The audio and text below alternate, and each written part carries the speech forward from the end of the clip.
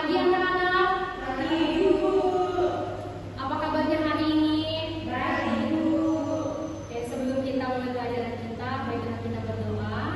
Untuk Reta pimpin dalam doa. Sebelum mulai pelajaran, kita berdoa.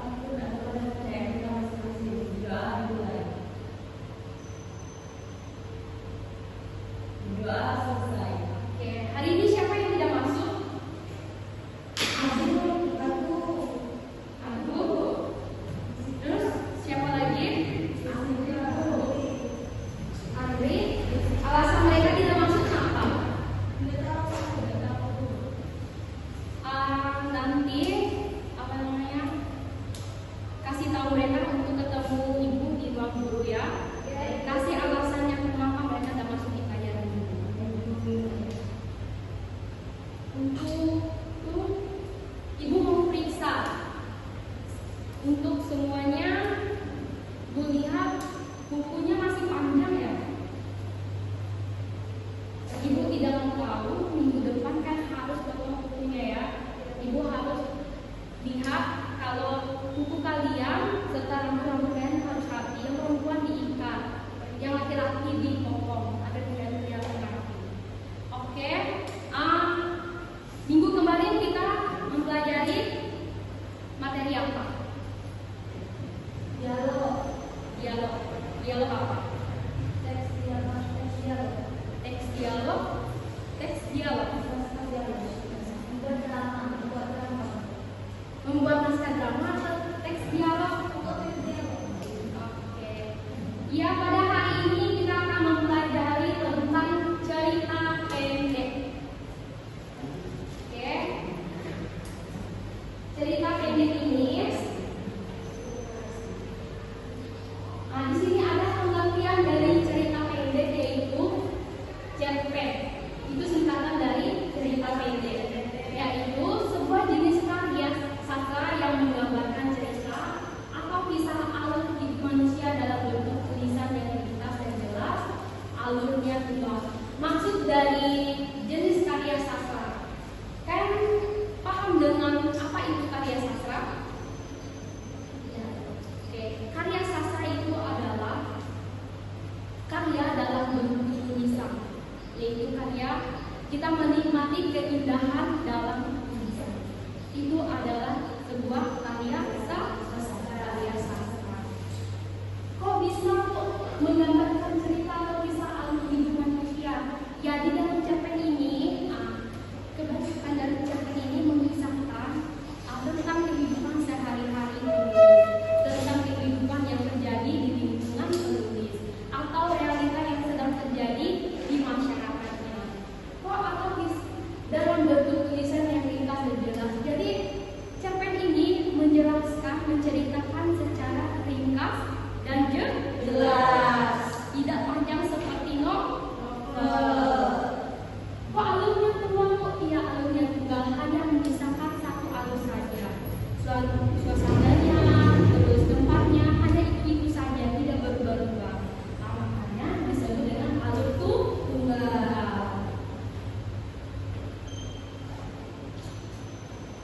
Di sini ada dua unsur cerpen, ada intrinsik dan unsur ekstrinsik. Kita bahas tentang unsur intrinsiknya. Ada tema. Mengapa dalam cerpen itu harus ada tema? Kita harus mengetahui tema ini, tema dan cerpen kita itu bagaimana? Apakah tentang kehidupan masyarakat atau tentang kehidupan kampus? Kita harus mengerti. Kedua juga ada latar waktunya pagi, siang, malam, itu dinamakan latar waktu. Terus latar suasananya, bagaimana dengan latar suasana? Latar suasana itu ada suasana sedih, senang, gembira dan sebagainya. Itu dinamakan dengan latar suasana. Seterusnya ada sudut pandang. Bagaimana dari sudut pandang? Di sini biasanya dari sudut pandang penulisnya. Apakah mengandung nilai keagamaan? Apakah dan cerita pendek itu tentang kehidupan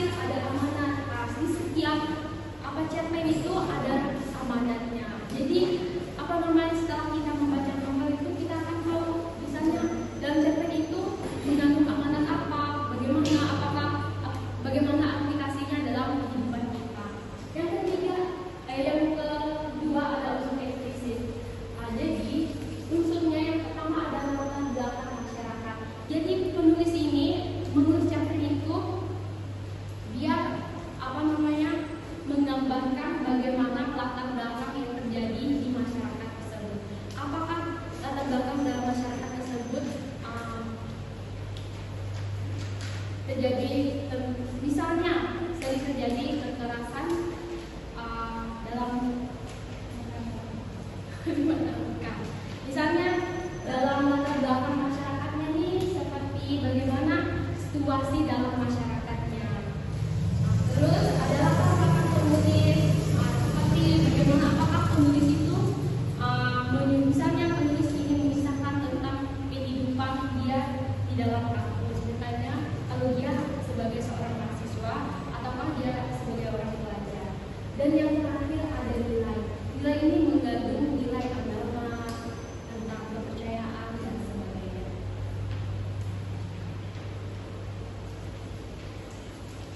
Di sini juga akan membahas tentang struktur teks cerpen.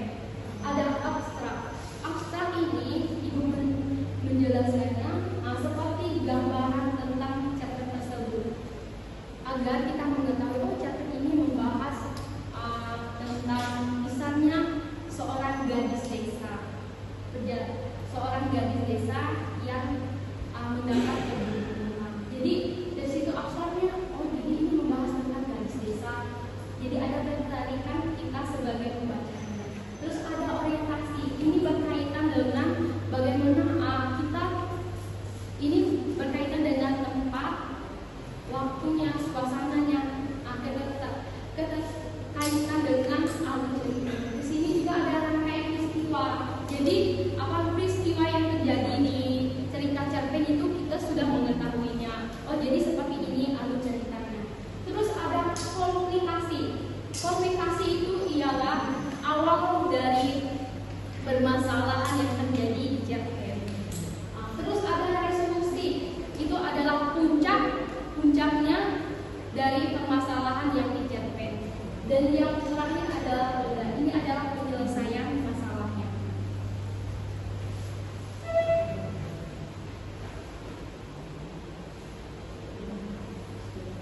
Di sini ada ciri-ciri cerpen, ceritanya yaitu hanya karyawan, didominasi seorang penulis dan jumlah katanya pendek. Ya, ini hanya dari 500 atau 100 kata. 500 atau 1000 kata. Tidak panjang seperti novel. Ini sesuai dengan pengertian hukumnya tadi. Alurnya alur tunggal, hanya memisahkan. Ini membahas tentang misalnya seorang gadis desa. Seorang gadis desa yang mendapat keberuntungan. Jadi dari situ abstraknya, jadi ini membahas tentang gadis desa. Jadi ada ketertarikan kita sebagai pembacanya. Terus ada orientasi, ini berkaitan dengan bagaimana kita ini berkaitan dengan tempat, waktunya, suasananya, kaitan dengan alur cerita. Di sini juga ada rangkaian peristiwa. Jadi apa peristiwa yang terjadi di cerita cerpen itu kita sudah mengetahuinya. Jadi seperti ini alur ceritanya. Terus ada komunikasi. Komunikasi itu ialah awal dari permasalahan yang terjadi di cerpen. Terus ada resolusi. Itu adalah puncaknya dari permasalahan yang di cerpen. Dan yang terakhir adalah ini adalah penyelesaian masalahnya.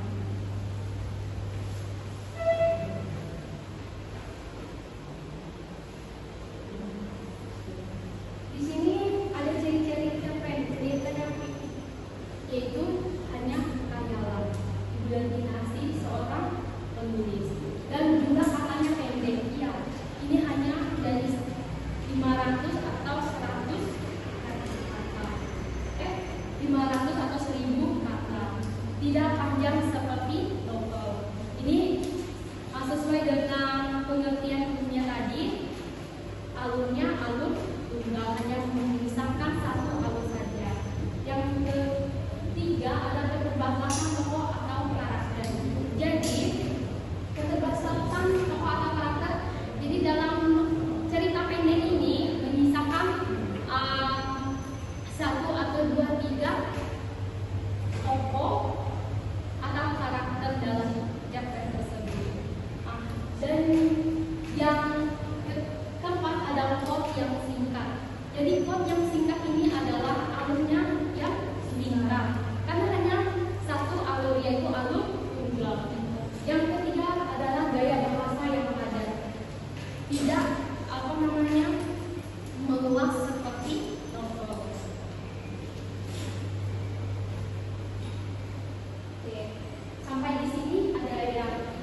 ditanyakan? Ada yang belum paham? Oke, jika belum paham, Ibu akan memberi kalian tugas. Ibu beri waktu kalian menulis cerpen dengan tema kampusku. Bagaimana? Itu hanya sesuai dengan yang Ibu jelaskan tadi.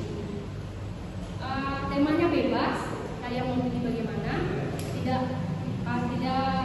seperti yang Ibu jelaskan satu tadi, yaitu tentang kampusku bukan, tapi temanya bebas. Ibu beri waktu 30 menit terus untuk kamu.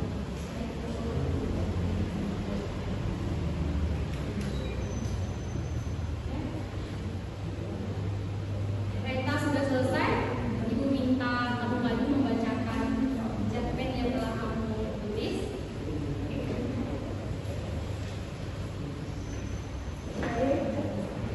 Cerpen yang saya dapatkan yaitu sekolah senja di Indonesia, di sebuah desa kecil yang tersembunyi di balik bukit dan hamparan sawah. 11 orang gadis bernama Mita. Jadi cuma pendiam, namun kita tetap mata yang selalu seolah mencari sesuatu yang dijauhkan. Setiap sore setelah membantu ibunya menjemput pagi, Mita akan memperbaiki tujuan bawa pokoknya menghadap ke arah barat. Di sanalah ia menunggu senja seolah menjadi janji yang tak pernah dikhianati waktu. Suatu hari datang seorang pemuda asing dari desa itu, namanya Arya, seorang pelukis yang mencari ketenangan untuk menyelesaikan lukisan terakhirnya. Dia melihat Mita berdiri di bawah pohon dan merasa tertarik pada ketenangan yang dipanjang. Oke, sampai di sini ada yang ingin ditanyakan? Ada yang belum paham? Oke, jika belum paham, Ibu akan memberi kalian tugas. Ibu beri waktu kalian menulis cerpen dengan tema kampusku. Bagaimana? Itu hanya sesuai dengan yang Ibu jelaskan tadi. Temanya bebas, kalian mau pilih bagaimana? Tidak seperti yang Ibu jelaskan satu tadi, yaitu tentang kampusku bukan, tapi temanya bebas. Ibu beri waktu 30 menit terus untuk kamu.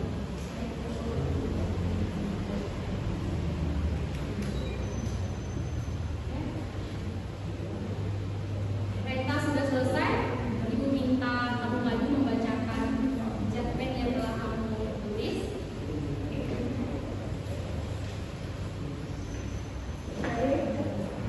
Cerpen yang saya dapatkan yaitu sekolah senja di Indonesia, di sebuah desa kecil yang tersembunyi di balik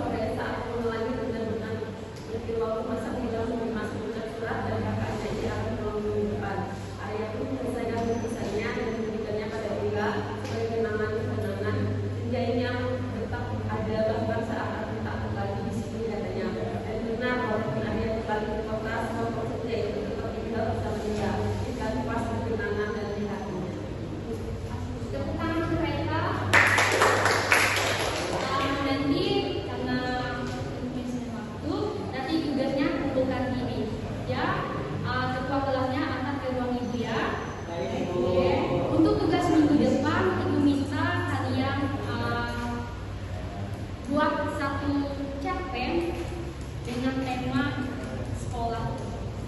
Nanti di kumpulnya minggu depan